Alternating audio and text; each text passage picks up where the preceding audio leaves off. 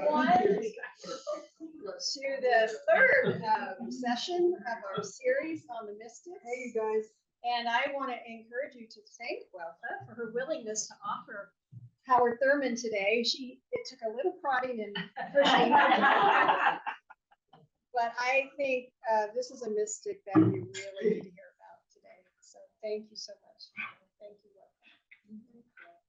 You want to start us with a What's that? Would you start us with a Yes. God of grace, we give you thanks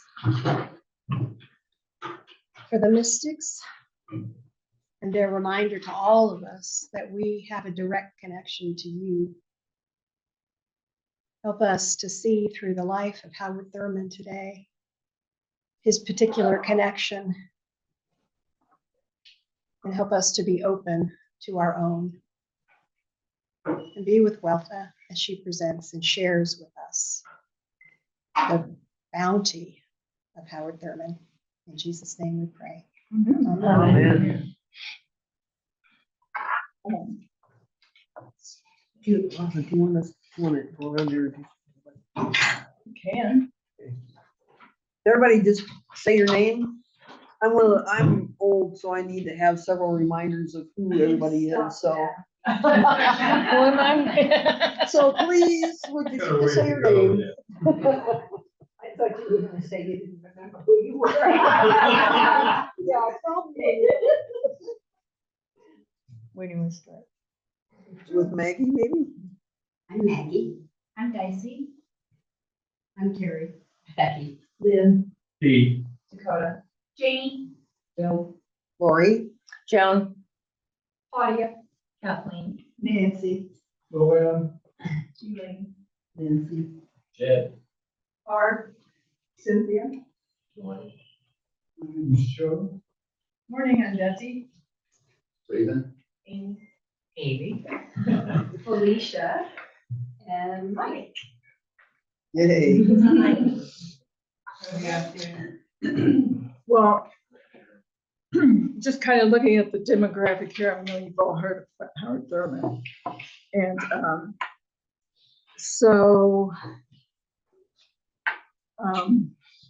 anytime anybody has more to add, please do, because I certainly heard of Howard Thurman a long time ago and read Jesus and the Disinherited. Thought I kind of knew what that was about. And in the last, I don't know, year or so, it seems like a lot of different presentations and podcasts, his name just kept coming up. So there was a webinar that was available, and thanks be to technology of today. So I sat in on that, and it was amazing to me. And so, of course, I got her book and started reading and thinking a lot about it. And I really feel like he's just a message that we can listen to today. But if anybody along the way has something or a story or something that ties into it, please feel free. I'm just sharing what little bit I know. I'm not saying that I have it all figured out. But he describes mysticism as a form of he calls it a religious experience, where the awareness of a conscious and direct exposure to God is more intense. He doesn't consider it a superior religious experience, only different. He did not refer to this very much as mysticism. This is one description of it, but later I listened to a presentation where he did talk about mysticism as it is. He says that the knowledge provides the individual with a sense of ultimate security and confidence. Your life takes on a new focus, requiring reassessment of the realistic religious experience. And for Christians, from following the example of Jesus. And that was really one of the big thrusts of his life, was scouring the Gospels and finding the religion of Jesus. In fact, at one point in his life, he quit considering himself a Christian. He said he was a follower of the religion of Jesus, not about Jesus. So religious experience is thus crucial to both personal and social transformation. And that was the other piece, that a religious experience, whether it's in nature or with a piece of art, is not about you. It's about God working through you for social change. So I'm just going to share. Do you have the timeline? Yeah, I'm just going to share.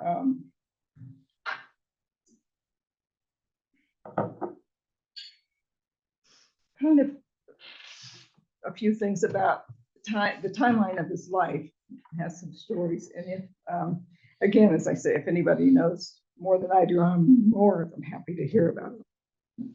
Howard Thurman was born in Florida in 1899. So this is the Jim Crow South. He was raised by his mother and grandmother. His grandmother had been a slave, and she really impressed upon him the importance of education to move ahead, especially as a Black child in that time. And she also gave him the assurance about him being a child of God. She told stories of the Black preacher being able to come to the plantation once in a while. And he might preach about a Bible story, but he always ended with looking everybody right in the eye and saying, don't you dare think that you are what they call you. You are not, and he would name the names. You are a precious child of God. And she instilled that in him very early. And I think that carried him through a lot of things, which said carried her through the times of slavery that she was still living in. At an early age, he also found inspiration in being outside. He just would go outside, and that was a way to get away from, the bullying and the ugly stuff. And so he never let go of that. That was always an important part of, and that was not part of his religious training. I mean, this is a Black Baptist church in the South. So being quiet wasn't really part of the deal. But one of his favorite things, he had an oak tree, which I thought of Alicia. And he said he would sit and he just felt like he knew that tree and the tree knew him, and he could express whatever was going on. So that's another thing that saved him and gave him strength and assurance during those awful times.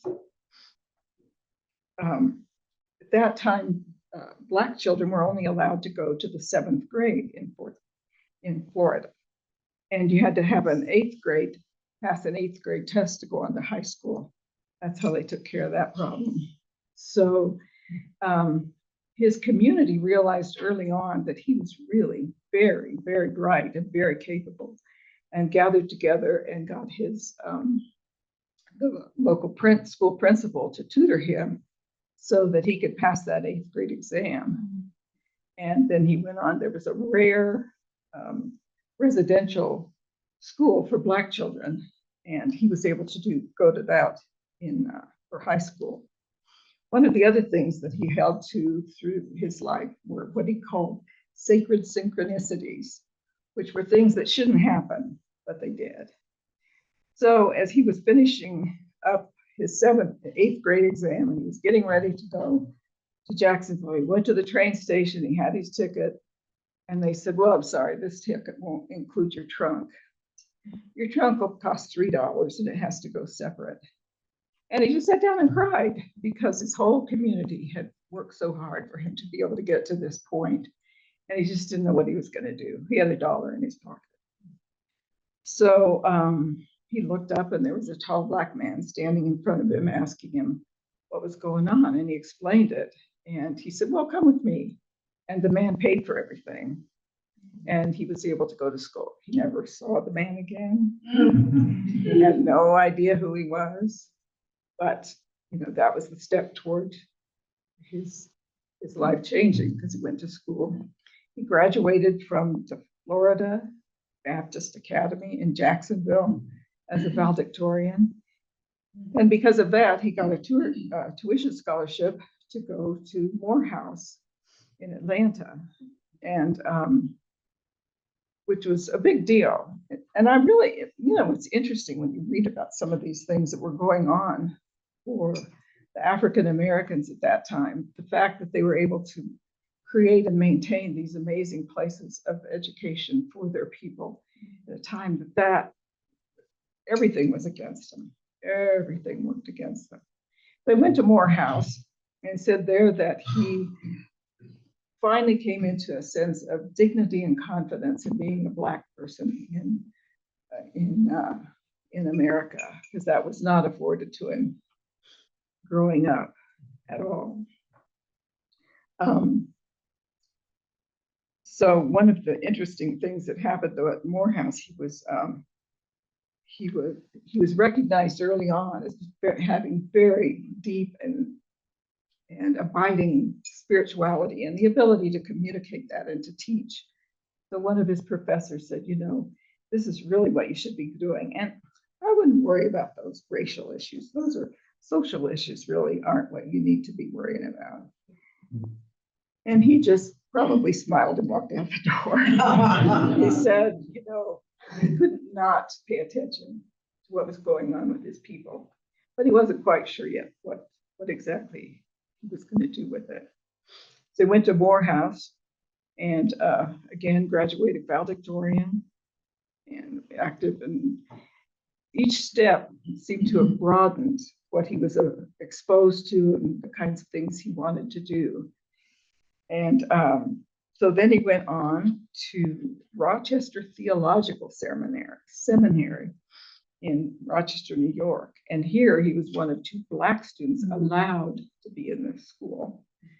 And so now he has to deal with fellow students being white and studying theology together. And so this broadened him further. He said he had to learn a new way of being and realizing that that was a possibility to have those kinds of relationships. So he got his divinity degree in 1926 and married a woman that he'd met at school.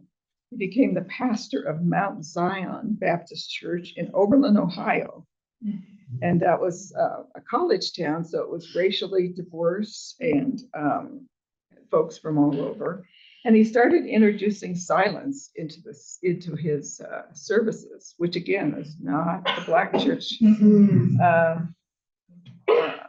norm, and used creative ideas, used a lot of art, and just people flocked to be with him. And there's a story of a Chinese man who was there at the school who came in and thanked him for being able to worship there. And he said, when I close my eyes and listen with my spirit, I'm in my Buddhist temple experiencing the renewing of my own spirit. So Howard Thurman knew he was on the right track. Wow. In 1929, he had another synchronicity moment. He was at a conference and happened to pick up a book by Rufus Jones. Rufus Jones was a Quaker mystic that I never heard of, and I looked him up. He was quite famous at the time and wrote several books about mysticism and silence and prayer. And so Howard Thurman went and took a semester class with Rufus Jones, and this sort of formalized and affirmed what he had known sitting out under the tree about the silence. And the Quakers have the sense of everybody having a spark of God, and so it's like it formalized what he knew within himself. So that was a turning point. They moved back to Atlanta because of his wife's health in 1929. She had contracted tuberculosis working in a TB clinic in Ohio. But in 1930, she died, and he was devastated and took some time off and tried to decide what was next. In late 1931, he married Sue Bailey, who was a scholar and had a lot of experience and worked especially in establishing curricula for Black children, especially in the arts. And so they were an amazing team, and he always attributed any success he had to her. They were married like 45 years. And the interesting thing is that Sue Bailey, in her, and I think it was at Spelman, she was the roommate of Martin Luther King's mother. So those ties start to come in. Those families were always close.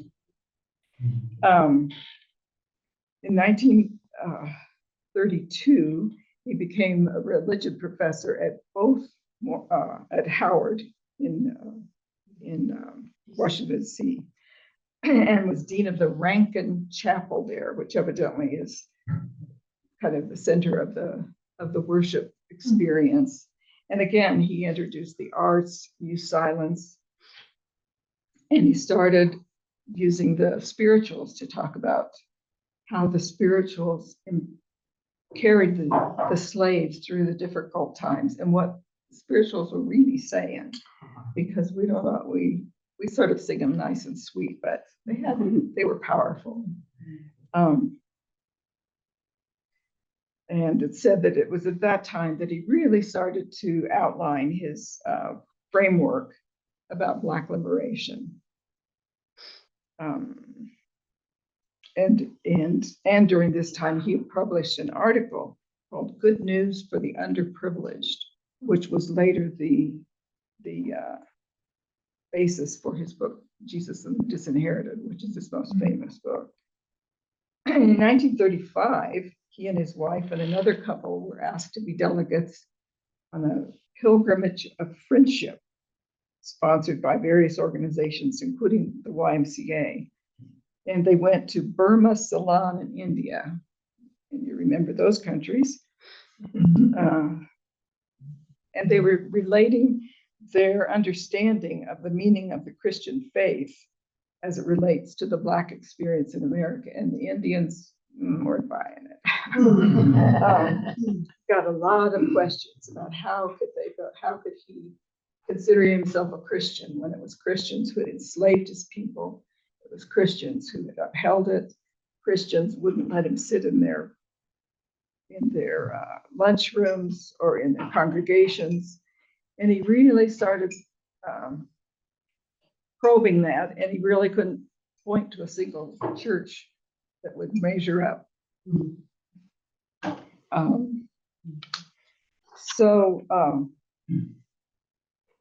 He realized that he was experiencing the holy even while worshiping with folks from other religions, whether they were Hindu or Buddhist or Muslim, that sense was there, and that he knew that that was of God. It didn't matter how they were doing it or what the chanting, what was going on.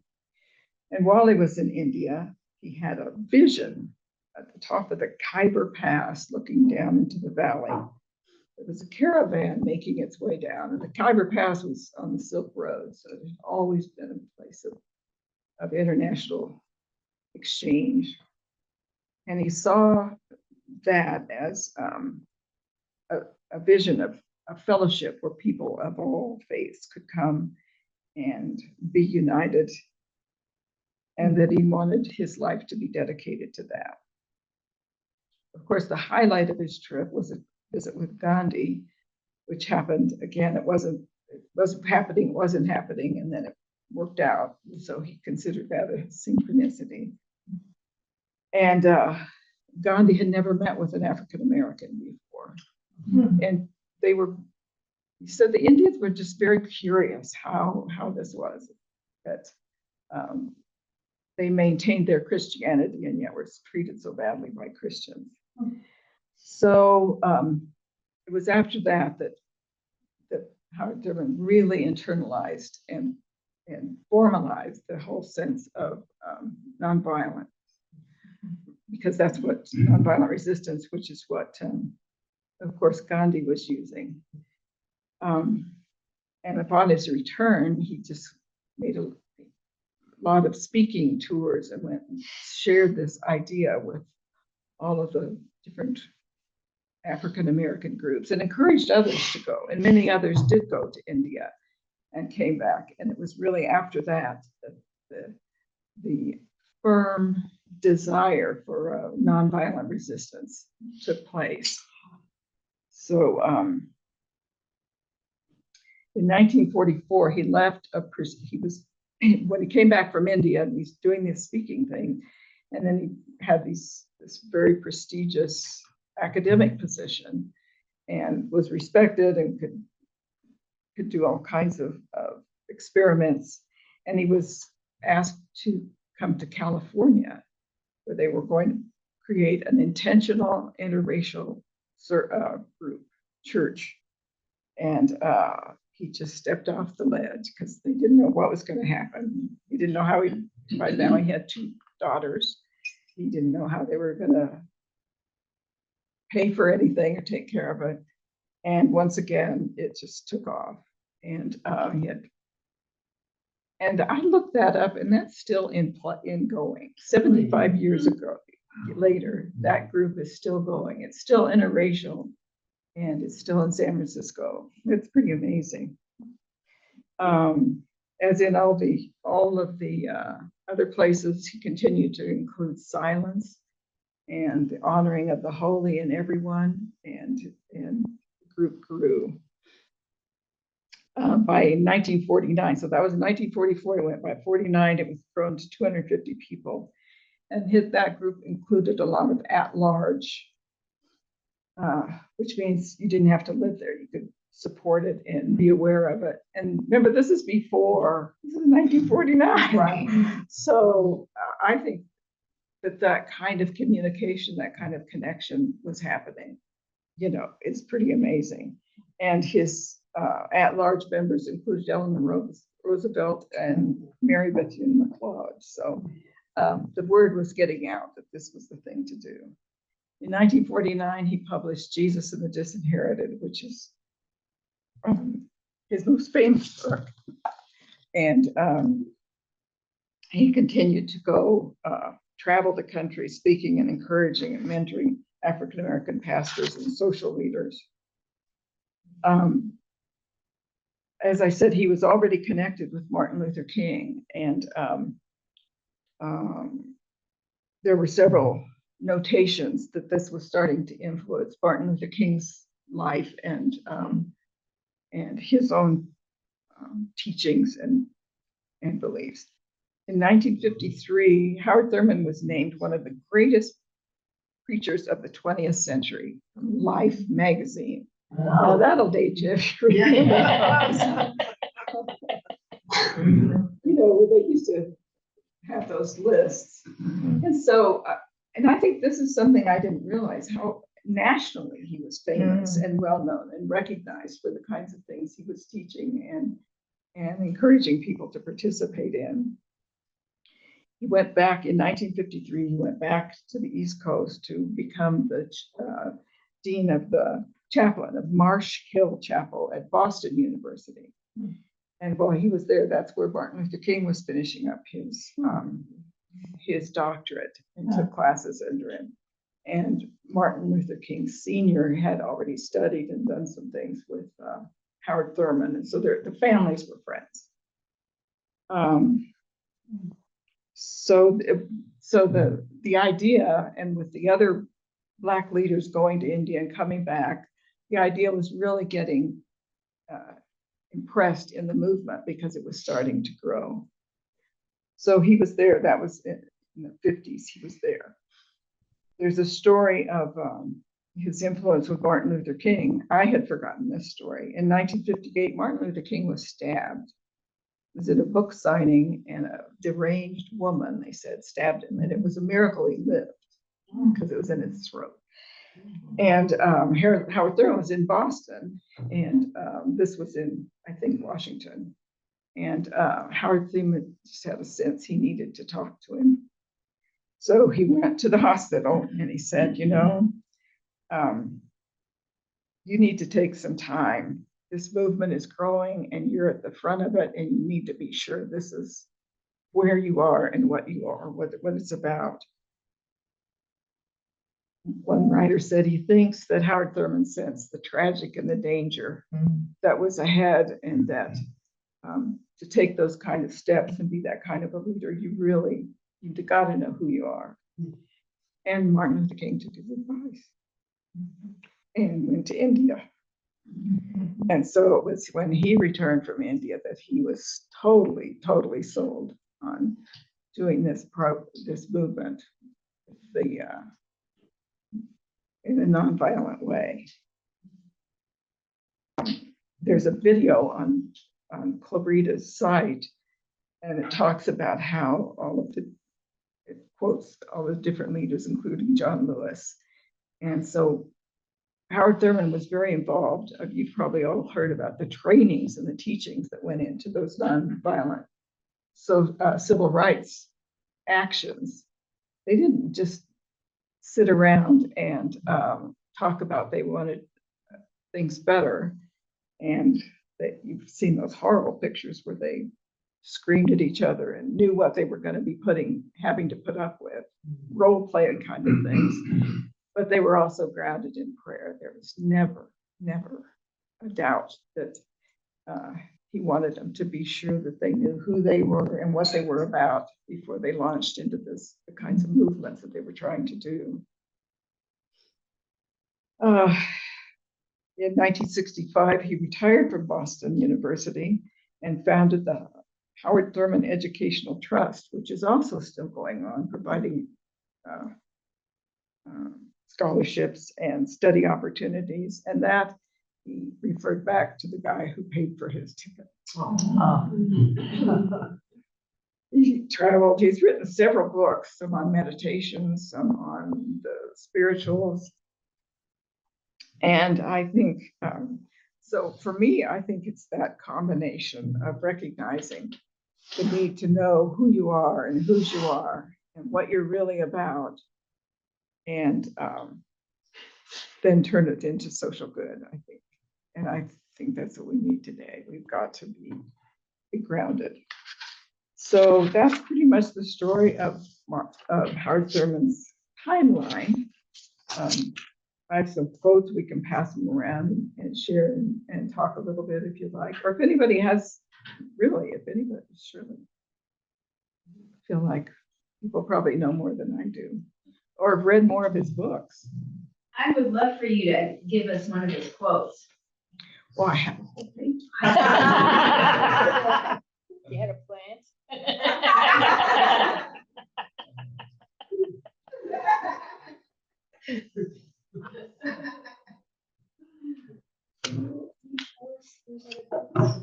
Yeah, this is Jesus and the Disinherited, which is the most famous. And he goes into the disinherited, or the people with their backs against the wall. That's his famous line. Do you have any more? Yeah. Do we need one? So this is the one that really, Martin Luther King carried this wherever he went. And so did Jesse Jackson, and so did John Lewis. This is their Bible.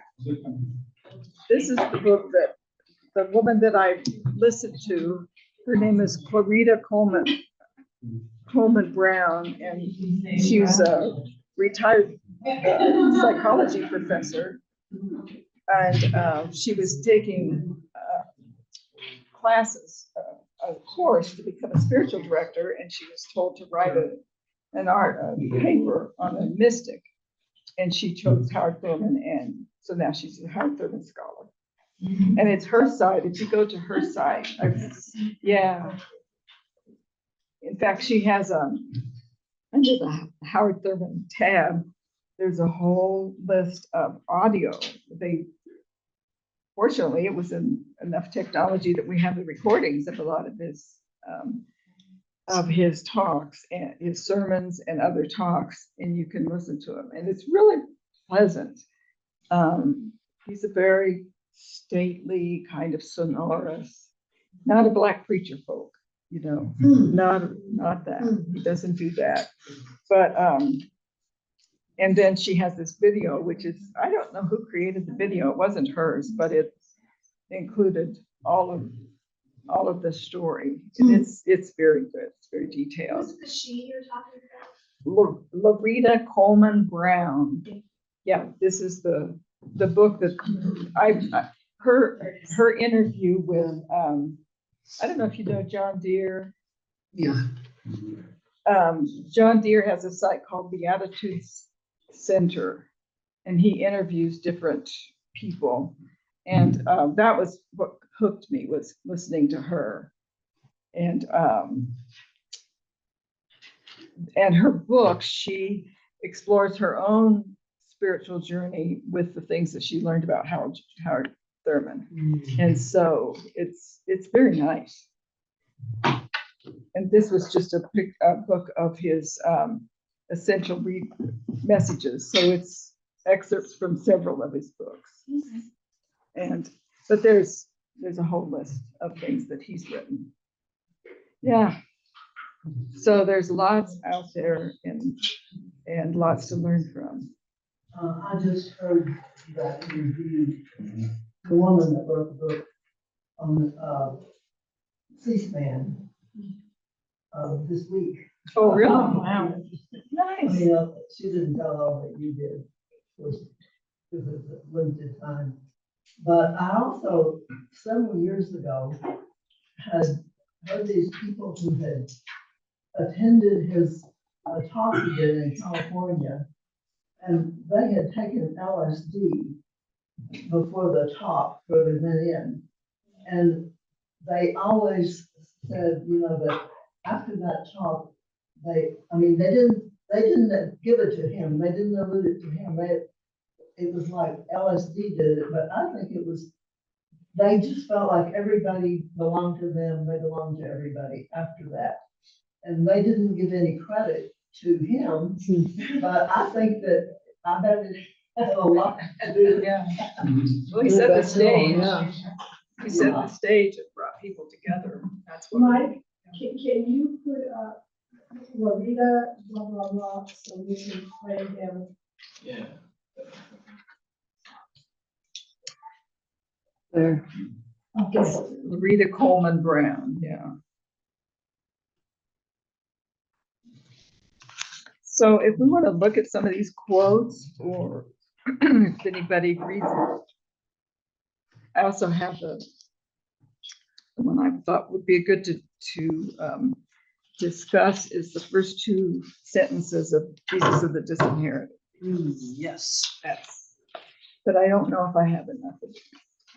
Wait. Yeah. So I think it's interesting in today's world, when he was writing this in the 40s and 50s and pushing this, it was obviously that for him, the people with their back against the wall were the African Americans, the American Negro of the time. And, but I think it's good to sort of take a moment and think, who are the people with their back against the wall now? And what is our response to that? So, I don't know, I have enough of these. There's a couple. It was standing room only for you, Weltha. Thanks for doing this. So, yeah, so who they immediately comes to mind for me are migrants and immigrants. Who really, and the kids, oh, the DACA kids. I feel so for them right now, because They had such hope, and then there is none. yeah, and they won't even sleep in their homes, some of them. You were saying, yeah. Scared. The kids are scared. Is it not really everybody though? Yeah, it is everybody. That if we start parsing out who it is here, there, and everywhere, then comes the polarization. And we're all victims of the times, and the times are tough.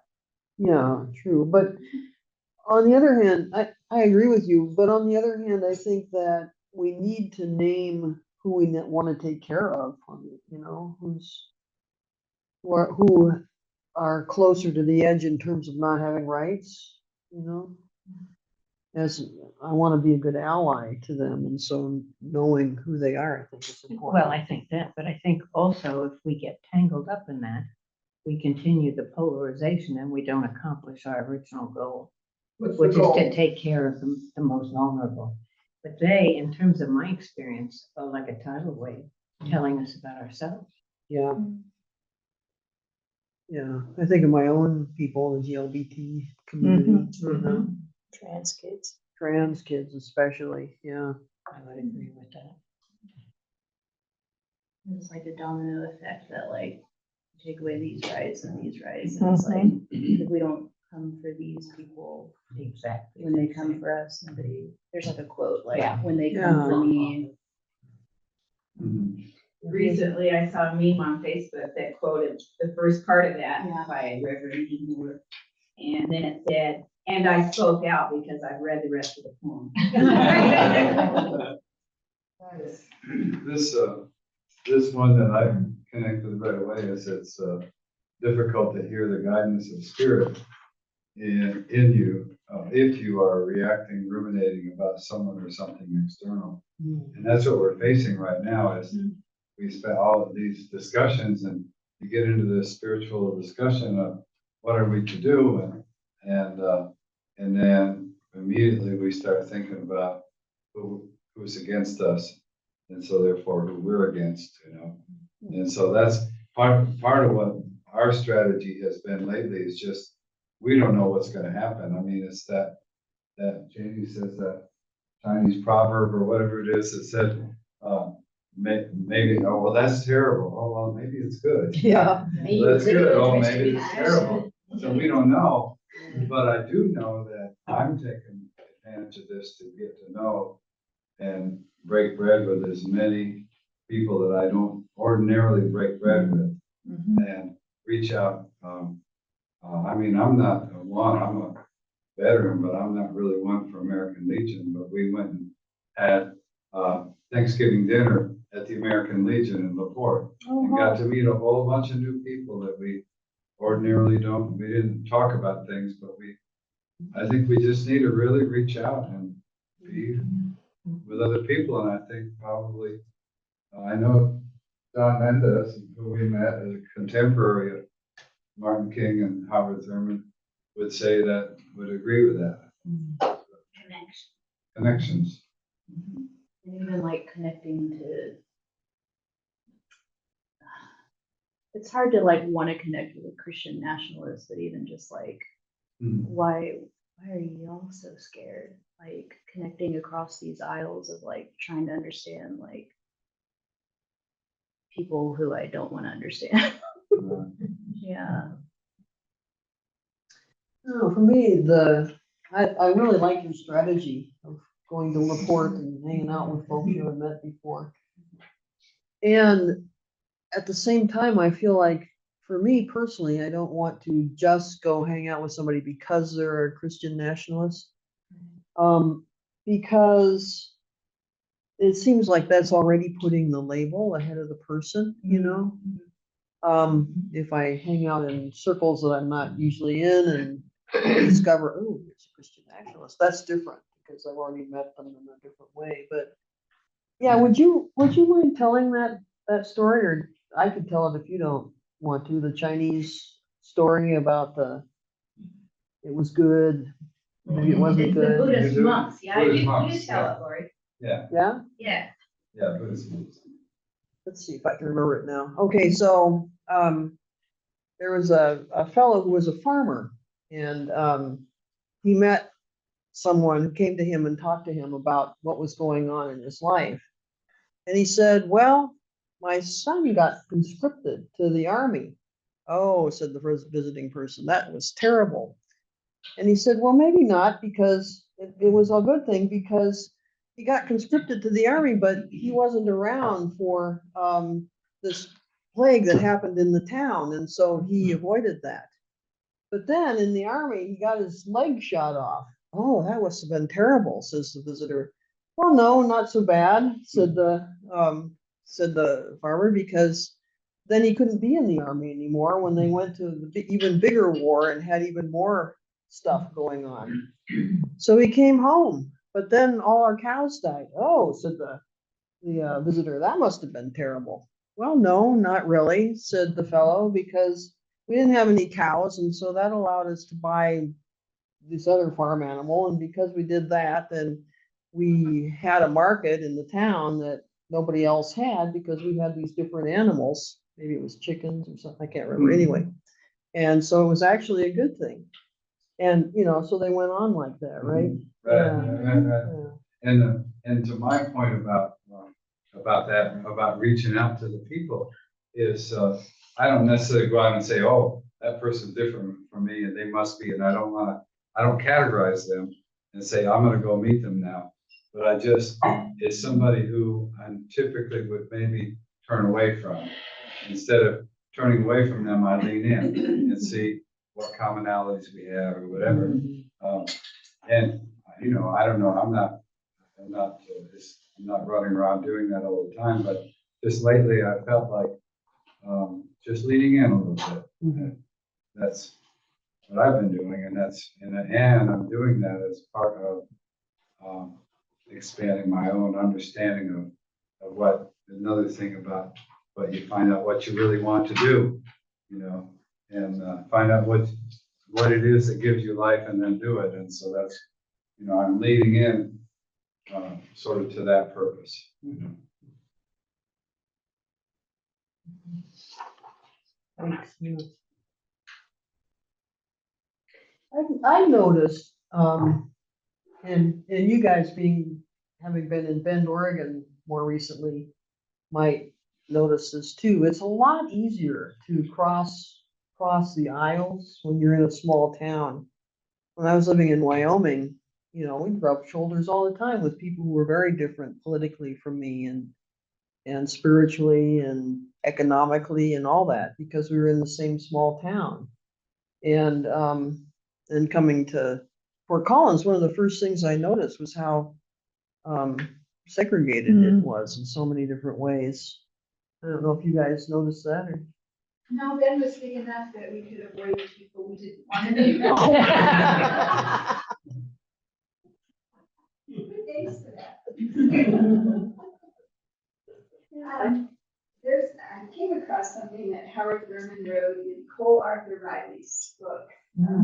She's the Black Liturgies woman. And we had a reading from her during that season of creation. And it was, I believe, a graduation address, a commencement address to Spelman College. And he talks about if you go deep enough in yourself, you can come up inside another person and be able to see the world from their perspective. And that's what we're talking about, I think. But that's talking about mysticism. So, That's a much more eloquent way of what I was trying to say.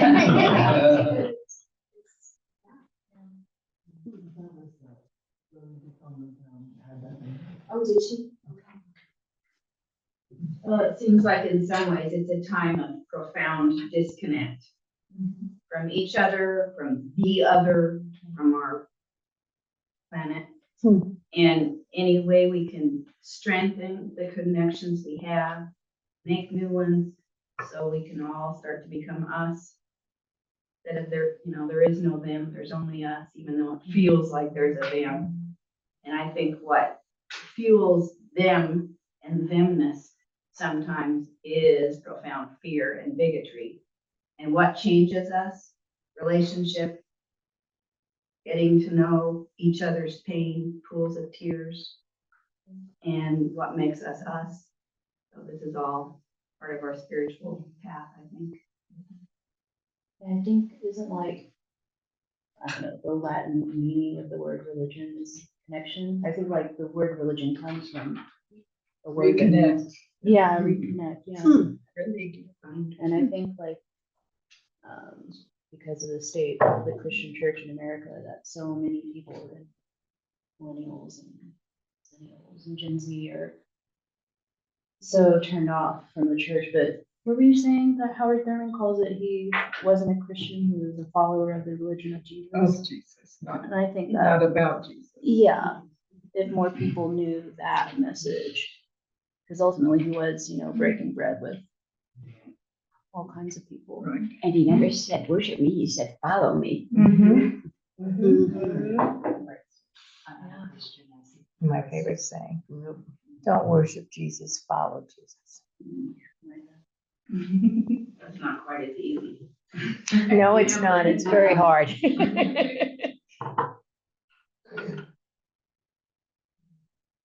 we're not all rainbows and kittens, are we? No. My second one is the church has left the building.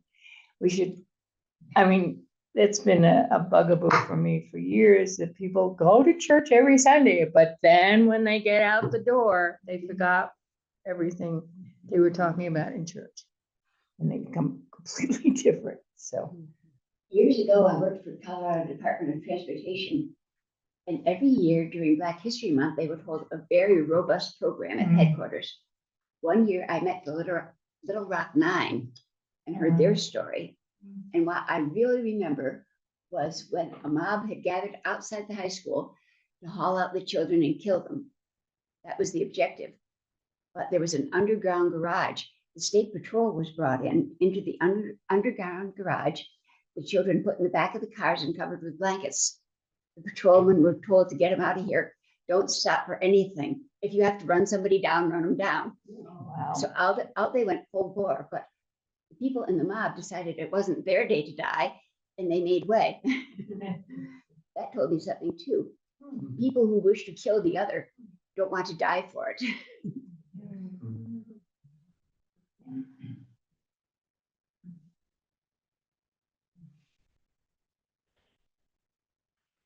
Well, on this sheet, the little poem, it's a work of Christmas. I think he has a whole book of meditations about Christmas. Some interesting insight. And I think this speaks to what we're saying here.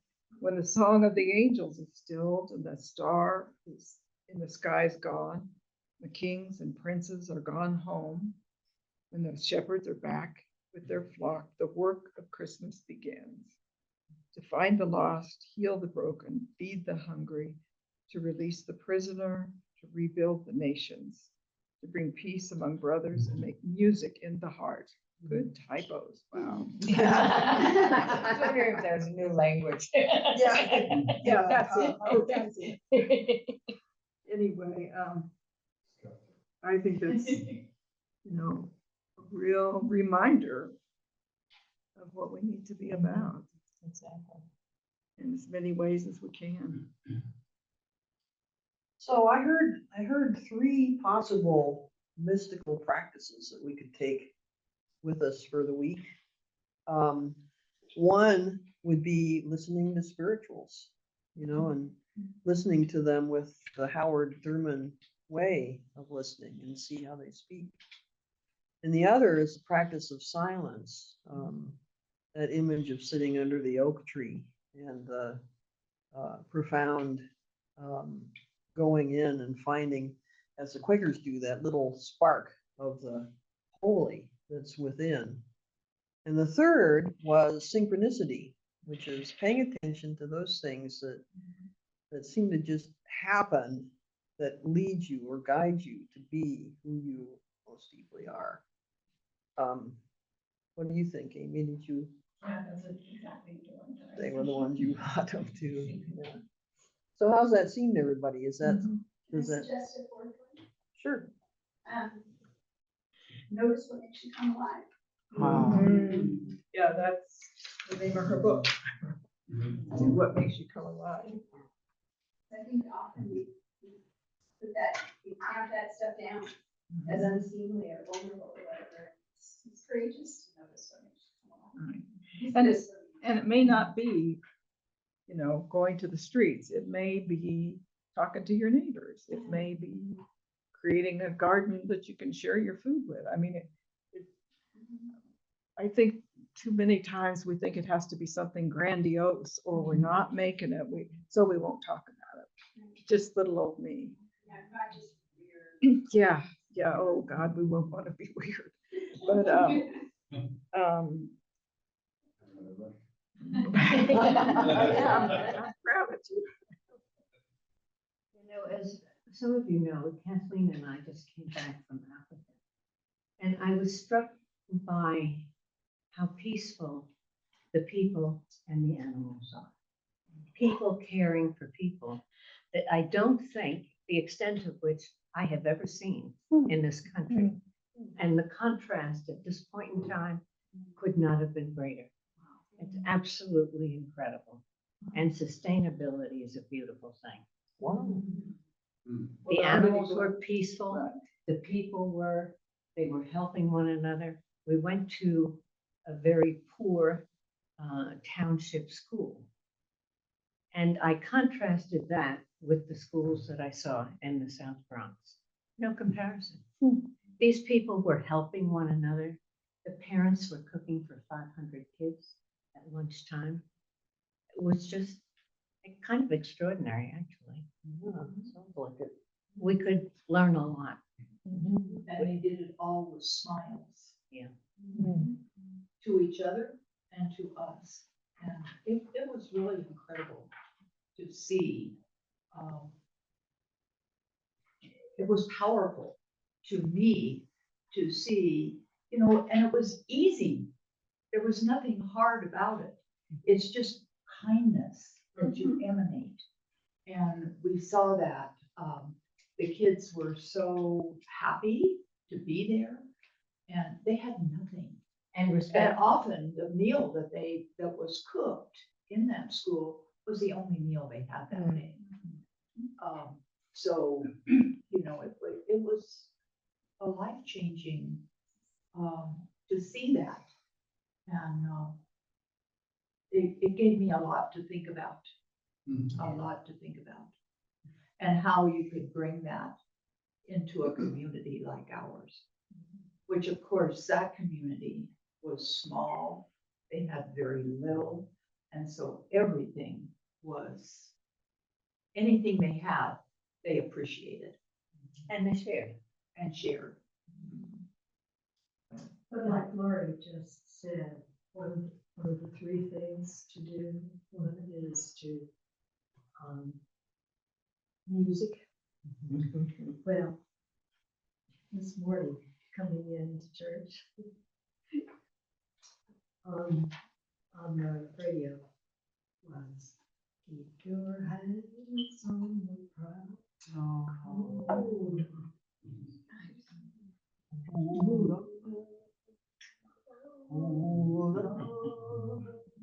Keep your hands on the plow.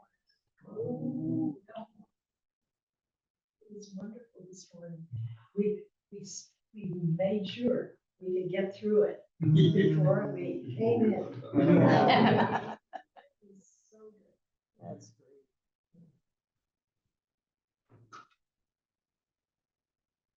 Well, that was a pretty good closing prayer, you think? Thank you, Weltha. Weltha.